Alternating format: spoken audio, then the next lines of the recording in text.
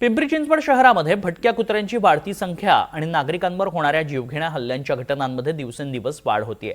त्यानंतर आता पालिका प्रशासनाचं लक्ष वेधण्यासाठी राष्ट्रवादी काँग्रेस पक्षाच्या वतीनं आंदोलन करण्यात आलं। महानगरपालिकेच्या मुख्य प्रशासकीय इमारतीबाहेर तीव्र आंदोलन करण्यात आलं। पालिकेची सर्वसाधारण सभा सुरू असतानाच आंदोलकांनी पाळीव श्वान सोबत आणून जोरदार घोषणाबाजी केली।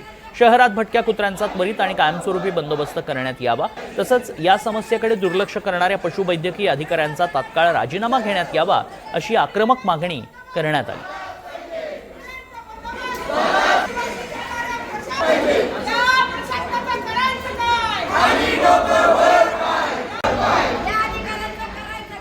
आम्ही कुत्र्याच्या संदर्भात पिसळलेले कुत्रे असतील, मोकाट कुत्रे असतील, हे अत्यंत जटिल प्रश्न निर्माण झालेला आहे या शहरामध्ये। त्या संदर्भात मागच्या सभेमध्ये देखील एका सभेमध्ये आम्ही विस्तारपूर्वक या ठिकाणी विवेचन केलेलं आहे। प्रत्येक नगरसेवकाची तीच भावना आहे। परंतु हे घडल्यानंतर किंवा यापुढं आम्ही काळजी घेऊ असं प्रशासनाने उत्तर दिल्यानंतर देखील अंशिका मिश्रा या मुलीचा व्हिडिओ तुम्ही पाहिला, म्हणजे दर्दनाक म्हणतो ना, म्हणजे चांगली लोक सकाळी बाहेर जायचे बंद झाले, निघाले तर काठी बंदोबस्त जाईल फिरायला लागले। म्हणजे आपल्याच शहरात आपण बंदोबस्तामध्ये बाहेर फिरायचं।